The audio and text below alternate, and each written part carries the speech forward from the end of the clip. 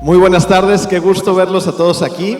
También le queremos enviar un abrazo muy caluroso a todas las personas que en algún momento de su semana o del mes escucharán este mensaje también por cualquier medio en internet. Estamos muy contentos de poder continuar esta serie acerca de la Carta de Santiago, pero antes de continuar vamos a ponernos en manos de Dios para empezar con el pie derecho, ¿de acuerdo? Querido Padre, gracias Señor por permitirnos llegar hasta aquí, por abrir los ojos un día más, Padre, por ver y disfrutar de tus misericordias, de tu gracia, de tu amor. Y te pedimos simplemente que abras nuestros ojos espirituales, nuestros oídos espirituales, Señor, y que ese corazoncito que a veces viene medio duro, tú lo moldees con esas manos poderosas llenas de amor. En el poderoso nombre de tu Hijo Jesús. Amén. Pues muy bien, yo creo que muchos de ustedes conocen la Ciudad de México y en alguno de los viajes que he estado allá, estaba en el centro histórico y pues ya ven que hay un montón de calles donde venden de todo, ¿no? La calle de las maletas, la calle de los trajes, la calle de la fayuca, la calle de lo que se imagines. Y yo no conozco bien México, estaba tratando de ir a algún lugar. Y entonces entré a una calle donde estaba llena de personas que ofrecían sus servicios para leer las cartas, los horóscopos, el tarot, las cosas que tienen que ver con la adivinación del futuro. Que como nota al margen, para que no nos quede la menor duda, esto es un pecado y no le agrada a Dios. De hecho, le desagrada y en gran medida. ¿Ok? Vamos a regresar a lo que estamos haciendo. Ahora, la pregunta es, ¿por qué hay tantos locales que estén ofreciendo estas cosas a la gente? Por una simple y sencilla razón. Porque hay gente que lo consume. Entonces, si hay demanda, pues hay oferta. Muchísima gente está ávida y desesperada por conocer lo que será de ellos, por conocer su futuro. Bueno, pues Santiago, en lugar de darnos una fórmula mágica, va a hacer algo sabio.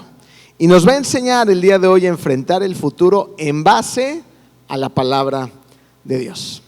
Vamos a recorrer el capítulo 4 de Santiago, del versículo 3 al 17, donde Santiago va a identificar 3 errores comunes en la manera en la que enfrentamos el futuro y nos va a dar la solución a estos 3 errores. Entonces, para empezar vamos a ver errores comunes para enfrentar el futuro. El primer error, Santiago nos lo va a mostrar en la ilustración que usa en el versículo 13, donde va a hablarnos de 2 hombres de negocios que están en Jerusalén. Resulta que estos hombres son hipotéticos, o sea, lo está utilizando como una forma retórica para ponernos un escenario de lo que está sucediendo en ese momento, en ese lugar. ¿Ok? Y estos hombres hipotéticos van a decir lo siguiente. Vamos a Santiago 4, versículo 13. Ahora escuchen esto, ustedes que dicen, hoy o mañana iremos a tal o cual ciudad. Pasaremos ahí un año, haremos negocios y ganaremos dinero. Entonces le está diciendo a la gente que dice este tipo de cosas, que piensa ese tipo de cosas y dicen cosas como estas: hoy iremos, mañana haremos, pasaremos por allá un tiempo y ganaremos dinero. Bueno, para entender un poquito el contexto, resulta que los judíos eran constantemente invitados a otras ciudades porque al igual que hoy en día, eran muy buenos para hacer negocios. Entonces decían, vénganse porque ustedes mejoran la economía. Entonces era muy común decir este tipo de cosas, voy a ir, voy a hacer, voy a ta. Ahora, Santiago dice que esto es un error, pero pues ¿qué hay de malo en esto, no? ¿Está mal planear? ¿Por qué es lo que están haciendo estos hombres? Están planeando lo que van a hacer después. ¿Eso está mal? No. No está mal lo que hicieron. ¿Saben qué está mal? Lo que no hicieron. ¿Qué no hicieron? Primer error que cometen estos hombres y que cometemos tú y yo. Planeamos muchas veces ignorando a Dios. Su primer espacio en blanco. Ignoramos a Dios.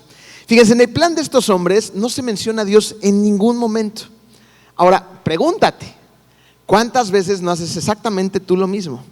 Hacemos un montón de planes sin tomarlo en cuenta a Él. Tomamos en cuenta que planear no es un error, eso ya lo tenemos claro. De hecho, la Biblia dice que es de necios no hacer planes. Entonces, el error es lo que no hicieron, no invitaron a Dios a sus planes. Cuando estos hombres hacen esto, lo que están mostrando es un espíritu de autosuficiencia. ¿Ok?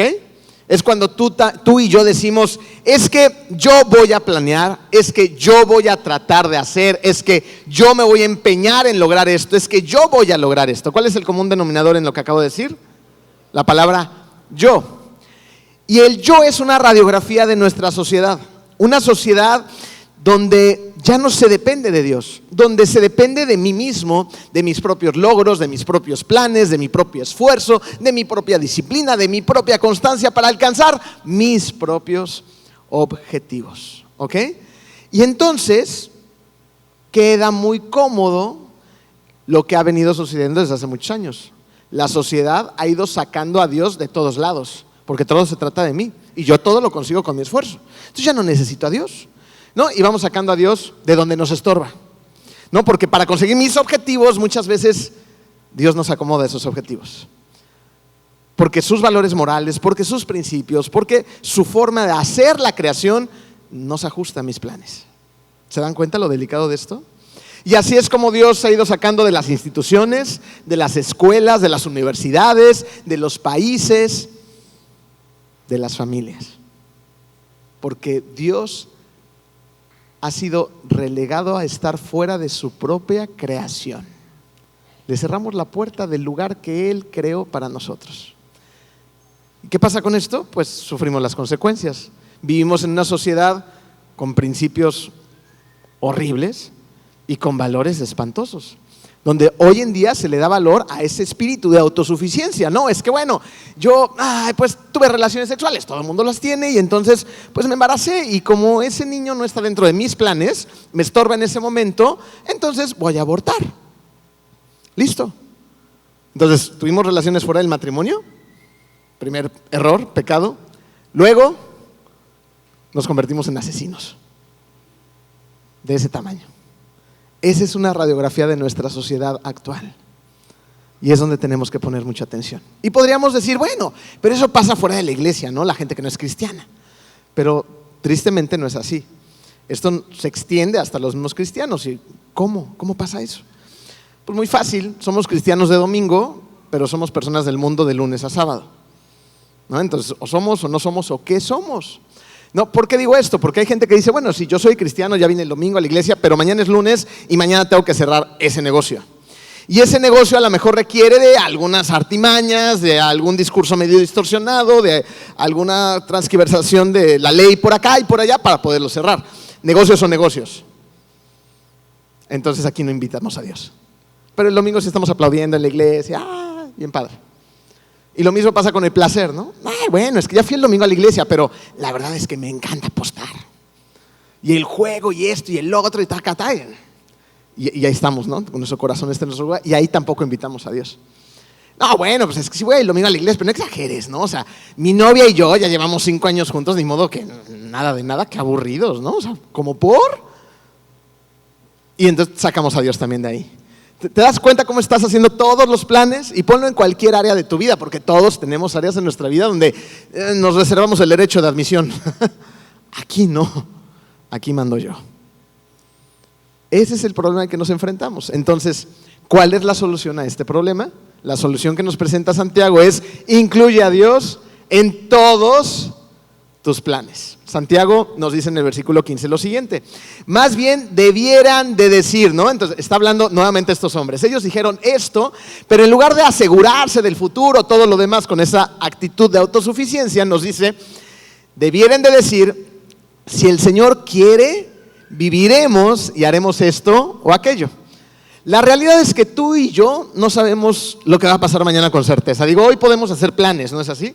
Es decir, mañana, ¿qué tenemos que hacer? Ya es lunes, hay que levantarnos a las 6 de la mañana, hay que hacer el desayuno, hay que llevar a los niños a la escuela, luego tengo una junta, tengo un desayuno por acá, tengo que ir al trabajo, luego me escapo al gym, luego regreso al trabajo, lo que quieras. Pero ¿tienes la certeza de que todo eso va a funcionar como tú esperas que funcione? Para nada. No sabes si vas a salir de tu casa y un cafre, págatelas. Te da uno y todo tu día cambió. En el mejor de los casos, o pueden pasar cosas mucho más terribles. No tenemos idea de lo que va a pasar mañana.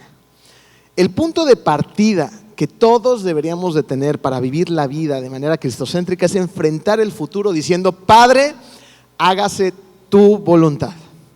Ese es el punto de partida, ¿ok? Padre, hágase tu voluntad. Pero notemos algo. ¿Cuántas veces hemos dicho frases como estas, ¿no? O sea, dichas de otra manera. Si Dios quiere, ¿no? De alguna manera estamos diciendo, Padre, hágase tu voluntad. Si Dios quiere, si Dios lo permite, primero Dios mediante, esta lo sabe mucho mi abuela, ¿no? Dios mediante pasará, llegaremos, iremos, lo que sea. Pero ¿cuántas veces eso no se convierte en una mera frase? No, si Dios quiere nos vemos mañana. Pero, o sea, no hay nada de convicción en eso. No hay nada de realidad. Entonces, lo importante es lo que Santiago nos está diciendo: la actitud con la que enfrentas el futuro. ¿Ok? Vamos a ver 3 posibles actitudes ante la voluntad de Dios. La primera es indiferencia. ¿Qué quiere decir esto? Pues la misma palabra lo expresa, ¿no? Me comporto de una manera indiferente. ¿Ante qué? Ante la voluntad de Dios. En otras palabras, no me interesa hacer la voluntad de Dios, no la conozco y no la voy a hacer. Voy detrás de mi propia agenda. Número 2, la siguiente actitud de referencia, es la que acabamos de decir. Me refiero a si Dios quiere, primero Dios, no, cosas como estas, pero como un dicho, sin verdadera convicción. La tercera actitud es donde todos nosotros deberíamos de estar y concentrarnos en que sea así nuestra actitud ante la vida, de preferencia. Yo prefiero que se haga la voluntad de Dios y no la mía. ¿Ok? Esa es la actitud que tenemos que corretear. La de preferencia que se haga la voluntad de Dios en mi vida. ¿Ok? Ahora, la Biblia nos dice que no importa cuánto planeemos, de todas formas, se va a terminar haciendo la voluntad de Dios. Entonces, aquí el que pierde, ¿quién creen que es? O sea, Dios no va a decir, chin, es que este no me obedeció, ya todos los planes de la eternidad se echaron a perder porque este muchacho no me hizo caso. ¿Funciona así? No, de ninguna manera. El que se pierde del plan perfecto de Dios, del propósito de vida, de trabajar para extender el reino de Dios, eres tú. Tú te estás saliendo de la voluntad de Dios. La voluntad de Dios se va a hacer sí o sí. Y si tú te pierdes de la voluntad de Dios, lo que va a pasar en la vida es que te vas a sentir precisamente perdido. Llega un momento en que te levantes en la mañana y digas, ¿esto es todo? O sea, ya conseguí, ya logré, ya hice, ya lo que sea. Y porque nos encontramos fuera de la voluntad de Dios. Proverbios 16:1 dice, los planes son del hombre, la palabra final la tiene el Señor. Entonces, ¿no sería mejor decir, a ver Dios, hoy es domingo, algo muy sabio es que hoy hagamos nuestra agenda, ¿ok? Antes de mañana. Entonces hoy en la noche que me siente a hacer mi agenda o mi teléfono, lo que utilice, en lugar de empezar a hacer todos mis planes y todas las cosas que tengo que hacer y perseguir mis objetivos, ¿no sería mucho más sabio decir, Dios, háblame? ¿Cómo quieres que planeemos nuestra semana, tu semana, con el tiempo que tú me has dado, con los recursos que tú me has dado, con los dones que tú me has dado, con la familia que tú me has dado? Vamos a hacer planes en base a lo que tú quieres para mi vida. Pero no solamente planes en base a objetivos y a metas que alcanzar, también planificar el cómo estás tratando a los demás. Y para eso le dices, Dios, voy a ti en oración. Pon esas impresiones en mi corazón para que me des dirección. Pero tampoco solamente voy a la oración, voy a tu palabra, donde puedo encontrar con claridad el discernimiento en los proverbios, en los salmos, en el Nuevo Testamento, en los 4 primeros evangelios, en todo el contexto de la palabra, para que tú me guíes por donde transitaría Jesús. Jesús, en estos planes que van a empezar a partir del día de mañana, siendo lunes, le hablaría con aspereza a sus hijos en la mañana porque ya es muy temprano. Apúrense, niños, no vamos a llegar a la escuela.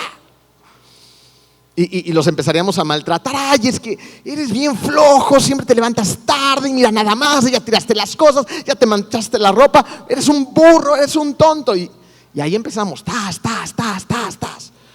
¿Esos serán los planes de Dios para nosotros? Los planes serán cuando llegue el marido en la noche, ay, otra vez tú, mira, dejaste todo tirado, no sacaste la basura, eres un holgazán, bueno, para nada. O el marido que llega a la casa, ay, tu comida, mi amor, de veras que, ay, no, siempre comemos lo mismo. O lo que sea el caso. O sea, es el planificar toda la vida, ¿te das cuenta? No solamente las metas y los objetivos que son necesarios para nuestra vida, sino todo. Si tú haces esto, si tú incluyes, si tú permites que tú vivas los planes de Dios en tu vida, el que gana eres tú. Vas a ganar porque te vas a convertir en una parte activa en los planes de Dios. Vas a ganar porque vas a cambiar la actitud de tu corazón. En lugar de decirle, Dios, bendice mis planes, es decirle, Señor, ayúdame a caminar, a transitar, a hacer la vida que me has dado en tus planes. Dirígeme a donde quieras que vaya. y ayúdame a hacerlo con amor. ¿Ok? Ese es el primer error y esa es la primera solución. No incluimos a Dios en nuestros planes y lo que tenemos que hacer es incluir a Dios en todos nuestros planes. ¿Listo? ¿Claro como el agua? Vamos al error número 2. Asumimos que hay un mañana. Santiago 4, 14 y 16 dice: y eso que ni siquiera saben qué sucederá mañana. ¿Qué es su vida? Ustedes son como la niebla, que aparece por un momento y luego se desvanece. Pero ahora se jactan en sus fanfarronerías y toda esa jactancia es mala. Fíjense, hay 2 razones por las que no deberíamos simplemente asumir que hay un mañana. La número 1 es que la vida es impredecible. ¿Ok? La vida es impredecible. El versículo que acabamos de decir dice: ni siquiera saben lo que va a pasar mañana. ¿Alguien así de pura casualidad ha experimentado esto? Así que de repente no abrir y cerrar los ojos todo cambia. ¿Quién no, verdad? ¿Cuántas veces no hemos visto en personas, familias, en países que caminan con la certeza de que nada cambiará y en un abrir y cerrar de ojos de repente todo cambia? Y el concepto número 2 del cual nos está hablando Santiago aquí es que la vida es breve, es como la niebla, es en un instante. Yo no sé si han andado por estas carreteras que de repente todo está bien y de la nada llega la niebla y de la nada se va. Santiago nos dice que así es la vida. Y cuando nos damos cuenta y tomamos conciencia de lo impredecible de la vida y de lo breve de la vida, a veces esto tiende a generar incertidumbre, temor, cierto estrés. Recuerdo muy bien en una ocasión en la que yo quería ser político y estaba tomando un curso de marketing político en La Salle y de repente recibí una llamada. Era mi mamá. Esa llamada fue una llamada de esas que no quieres recibir. Yo sabía que mi papá estaba enfermo, estaban buscando diferentes médicos y diferentes diagnósticos porque no le daban, y esa mañana tenía una cita en otro lugar. Tomé el teléfono en medio de la clase, estaba esperando la llamada y escuchas el tono de voz, ¿no? Desde que escuchas el tono de voz sabes que las cosas están mal. Me dijo: necesitamos que vengas al hospital porque necesitamos decirte algo. Me puse de pie de inmediato, me despedí del maestro, salí corriendo, agarré el carro y venía manejando aquí por la avenida, ¿no? La Colosio. Llegué al hospital, me estacioné y se me quedó grabada esa imagen de mis papás al fondo del pasillo. Cuando me vieron se levantaron los dos, estaban agarrados de la mano y yo empecé a caminar hacia ellos, ¿no? Y con caras completamente descompuestas me dijeron lo que estaba pasando y resulta que habían descubierto que mi papá tenía un tumor muy grande en la tiroides del tamaño de una pelotita de golf que tenían que retirar esa misma noche porque mi papá se estaba ahogando y en cualquier momento podía dejar de respirar. La vida es breve y la vida es completamente impredecible. Un día antes nuestra vida era normal y esa mañana la vida de toda la familia cambió para siempre. En la noche lo operaron y al día siguiente no volví a escuchar la voz de mi papá jamás, porque el tumor estaba encima de las cuerdas vocales y cuando lo sacaron se llevaron las cuerdas vocales. Y empezó la lucha contra el cáncer, quimioterapias, radioterapias, todo lo que ustedes ya saben. 5 meses después mi papá partió a la presencia del Señor y fue una etapa súper dura, bien dolorosa y fue una muerte espantosa además, de mucho dolor y mucho sufrimiento. Sin embargo, pues teníamos 2 opciones, durante y después. O te llenas de miedo, ponle incertidumbre, porque te das cuenta de lo que es la vida, o te agarras muy fuerte del Señor. Lo que hicimos como familia fue agarrarnos muy fuerte del Señor. Y fue una etapa bien difícil, pero bien bonita a la vez. Porque orábamos, porque nos arrodillábamos, porque llorábamos juntos, porque nos decíamos cosas, porque íbamos a Dios de manera constante, porque mi papá tuvo una relación mucho más íntima con el Señor, pues sabía perfectamente cuál era su condición. Y eso que nos hizo a todos como familia, ganar confianza ¿en quién? En Dios. Pero tienes la otra alternativa, el miedo, que también es real. Pero tú decides ¿hacia qué te vas a acercar? ¿Te vas a dejar consumir por el miedo o te vas a dejar consumir por esa confianza bendita en nuestro Señor Jesucristo, donde Él nos abraza, nos protege? Y sí, esta es la vida, pero no es la vida eterna. Es la vida en la tierra nada más. No te jactes del día de mañana, dice Proverbios 27:1, porque no sabes lo que el día te traerá. ¿Cuál es el error? Asumir que hay un mañana. Ese es el error. ¿La solución cuál es? Vive un día a la vez. Déjame hacerte una pregunta. ¿No te ha pasado que vives en el pasado? ¿Sí? ¿Soy el único bicho raro? ¿No te ha pasado que vives en el futuro? ¿Y cuál es la única realidad que tenemos? El hoy. Mateo 6:34 dice: no se preocupen por el día de mañana, porque mañana ya habrá tiempo para preocuparse. Cada día tiene bastantes con sus propios problemas. ¿Qué significa eso? Dice: planea para el futuro, pero vive hoy. Tenemos que planear, pero tenemos que vivir hoy. Por otro lado, ¿cuántas veces no nos hemos puesto nostálgicos por el pasado? Escuchas una canción, un olor, un ambiente y ¡fua! Viajamos, ¿no es así? Y ya estamos ahí. Y ahí nos quedamos. Ay, cuando yo estaba bailando ahí en ese lugar, abrazada con ta. Y es padrísimo, ¿no? El problema es que nos quedamos allá y dejamos de disfrutar el hoy.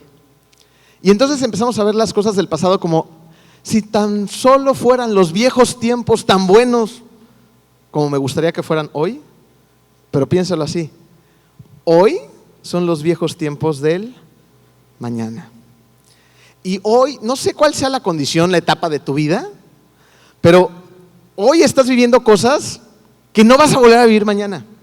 Hoy algunos de ustedes van a descubrir que están embarazados, ¿no? Y dicen: Dios lo mande. Y no sé si se acuerdan, o para los que están próximos o en estos momentos, de repente es increíble cuando sale la prueba de embarazo y dices: ven, y estás en el baño, las 2 rayitas, ¡wow! Y te abrazas y festejas y es un momento espectacular. Y después que pasa la prueba de embarazo, empiezan los síntomas y empieza una a vomitar y el marido a agarrar la cubeta y el pelo de la esposa, ¿no? Y a los malestares, y se pone de malas y de buenas y cambia todo el día y es padrísimo. Y pasan esos 9 meses donde empiezas a ver cómo se va construyendo ese pequeño, hermoso ser humano creado por las manos de Dios en el vientre de su mamá. Y llega el día en que tienes que correr al hospital.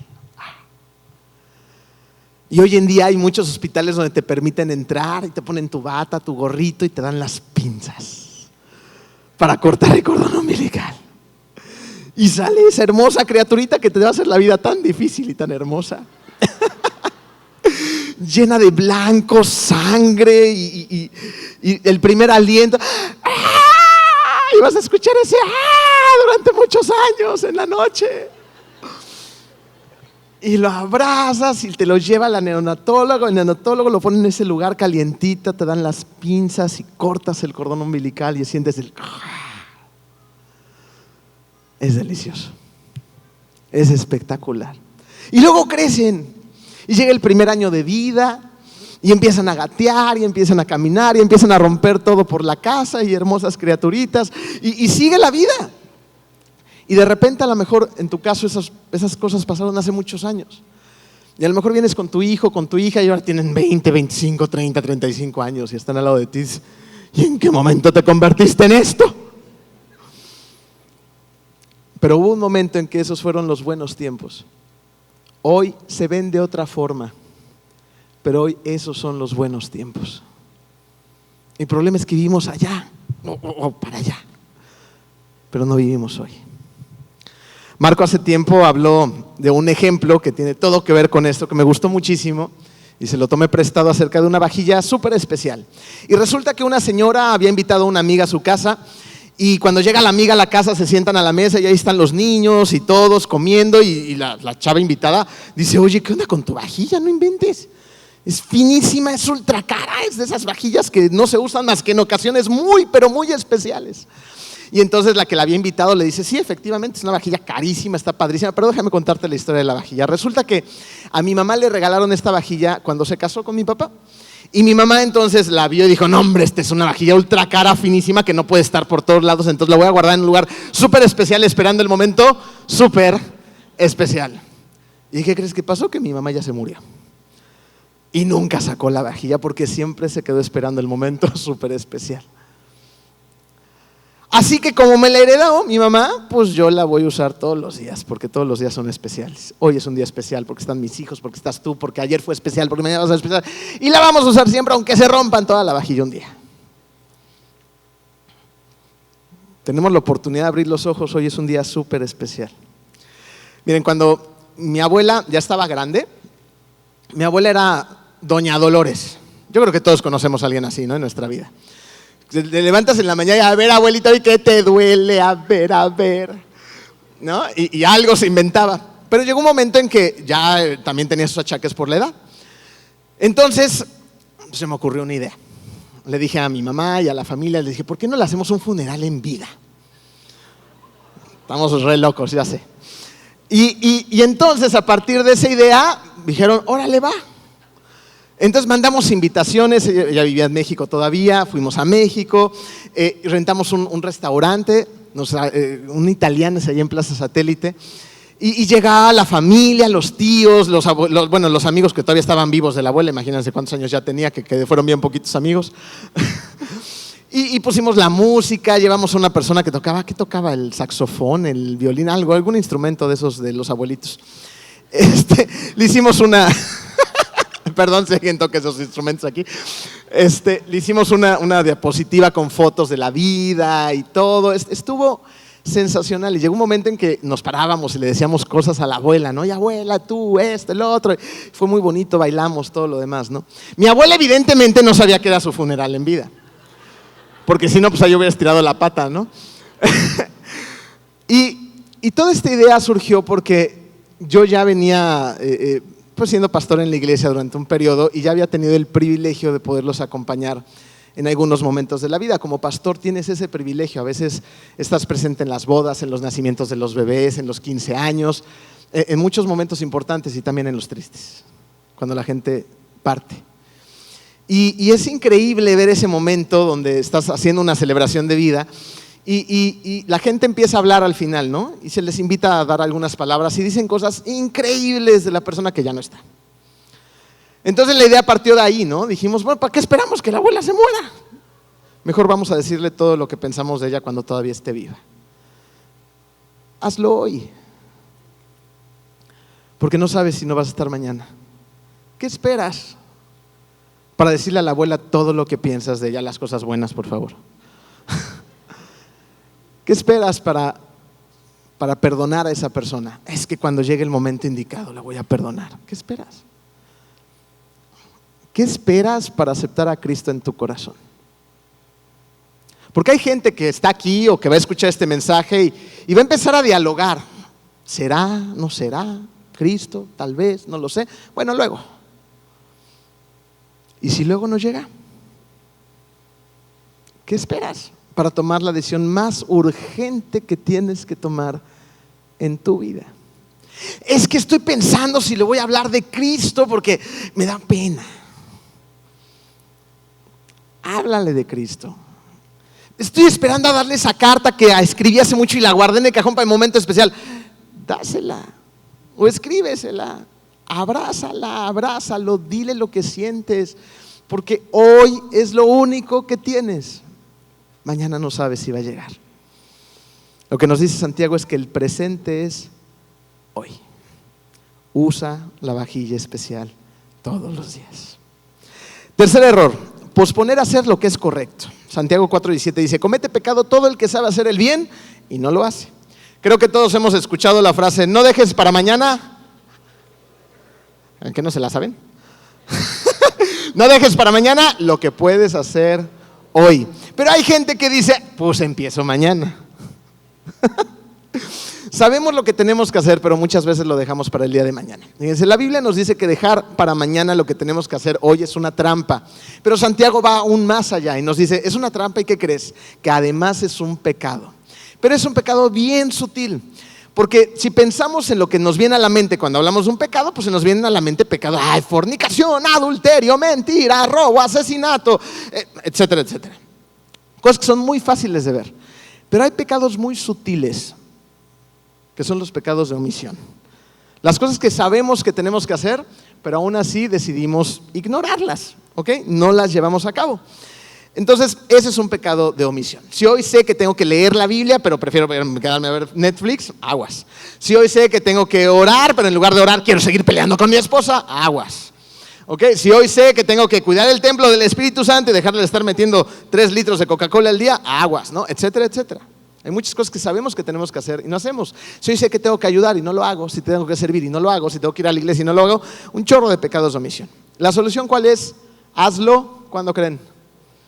Ahora, ¿ok? Proverbios 3, 27, 28 dice: no niegues el bien a quienes lo necesitan. Si en tu mano está hacerlo, nunca digas a tu prójimo, vuelve más tarde, te voy a ayudar mañana, si hoy tienes con qué ayudarlo. Entonces, en cuanto veas la oportunidad, hazlo, no la dejes para mañana. Piénsalo así: ¿cuál es el recurso más importante que todos tenemos que no es renovable? El tiempo, ¿ok? Una vez que se va, no importa cuánto dinero tengas, no puedes comprar un solo segundo en este mundo. Se va y se fue. Entonces, ¿qué hacemos con el tiempo? 3 cosas hacemos con él. El primero es donde todos tenemos maestría. No van a dejar mentir: desperdiciarlo. ¿Sí o no? ¿No? O sea, desperdiciamos el tiempo en redes, en fiestas, en amistades que no valen la pena, haciendo cosas sin sentido, o sea, sin objetivos, sin Cristo. Y es muy triste ver cómo a la gente se le escurre el tiempo entre las manos sin hacer nada con su vida, ¿ok? ¿Qué otra cosa hacemos con el tiempo? Usarlo, pero solo de manera personal y egoísta, donde creemos que todo se trata acerca de conseguir más y más y más y más y más y más. Entonces nos metemos en esta vorágine de consumismo donde queremos llenarnos de más cosas, mejores cosas, más marcas, más actualizaciones, etcétera, etcétera, ¿no? Y todo se trata de mí y de tener más. Tercer cosa que podemos hacer con el tiempo: invertir tu tiempo. Qué maravilla, ¿no? Invertir tu tiempo. ¿En qué podemos invertir nuestro tiempo? En cosas que tengan una recompensa eterna, en extender el reino de Dios. Fíjate, cuando inviertes tu tiempo en el reino de Dios, el que gana eres tú también. Porque vas a ganar recompensas en la eternidad, pero también en la tierra. Cuando nosotros vamos y hacemos discípulos en todas las naciones, empiezas a desarrollar muchas cosas dentro de ti. Imagínate, para irle a hablar de Cristo a esa vecina, necesitas mucho amor. Para dedicarle tiempo a irme de misiones, necesitas sacrificar. Necesitas humildad, necesitas paz, necesitas dominio propio, empiezas a desarrollar todos esos frutos del Espíritu cuando estás haciendo el trabajo que Dios te mandó a hacer en esta tierra. Y así tu vida empieza a cerrarse esa pinza, empieza a tener sentido, propósito, inspiración. ¿Se acuerdan de la parábola de los talentos? Donde se llegan con 3 diferentes personas y a una le dicen: a ver, a ti te van a tocar 10,000 talentos, ¿ok? Y luego se van, regresan. ¿Qué pasó con los 10,000 talentos? No, pues los invertí, aquí hay 10,000 más. Bien, bueno, siervo bueno y fiel, listo. El de 5,000, ¿no? También le invierte, se duplica, muy bien, siervo bueno. Y con el tercero, moles, 1,000 talentos. ¿Y qué hace el de los 1,000 talentos? Los esconde, los entierra. Y entonces llega el amo y le dice: ¿qué hiciste con mis talentos? Los escondí porque tenía miedo de ti. Y dice: pues matanga, dijo la changa, dame mis talentos, se los voy a repartir a los demás y además al infierno, moles. ¿Qué dones y qué talentos te ha dado Dios? ¿Qué recursos te ha dado Dios? ¿Qué te ha dado Dios? ¿Cómo te identificas con esta parábola? ¿Con el de 10,000, 5,000? No importaba cuántos tenía, ¿no? Porque dices: ay, es que a mí me tocaron bien poquitos, mira el de al lado. No importa, para empezar ni te compares. Pero lo importante aquí es que al de 10 y al de 5 fue la misma situación. Los felicitó por lo que hicieron, pero al que los escondió le fue súper mal. ¿Qué estás haciendo con los talentos que Dios te dio? Hay oportunidades que no regresan y es ahí donde tienes que poner a trabajar los talentos que Dios te ha dado, los dones que Dios te ha dado, los recursos que Dios te ha dado. Fíjate, yo me lo imagino más o menos así, hablando de esas oportunidades y poner a trabajar nuestros talentos. La vida yo la veo a veces como el viaje de un tren, donde va a ser el tren paradas en diferentes estaciones, ¿ok? Y en esas estaciones estás tú estás ahí. Entonces llegas a la estación, me imagino ahí que estás con tus maletas esperando el tren. Pero hay mucha gente que literalmente se le va el tren.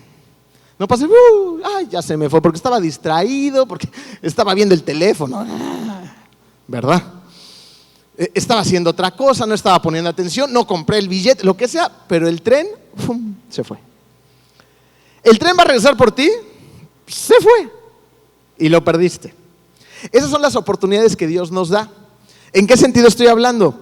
En el que todos deberíamos de tener muy presente en evangelizar, en ir y cumplir la gran comisión, ¿ok? Hace unos días estaba desayunando con un muchacho aquí en la iglesia y estábamos muertos de la risa, la pasamos súper bien, y de repente otro muchachito se nos acercó ahí en el restaurante y nos llevó miel.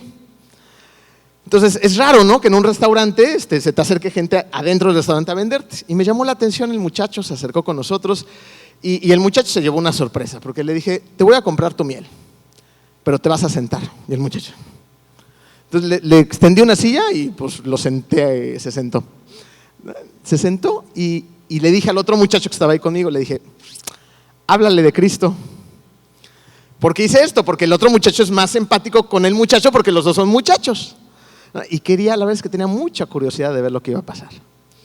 Y entonces le empezó a platicar acerca de la iglesia, de Jesús, de las actividades, de todo lo que pasa aquí en Comunidad de Fe. Vimos una oportunidad y nos subimos al tren.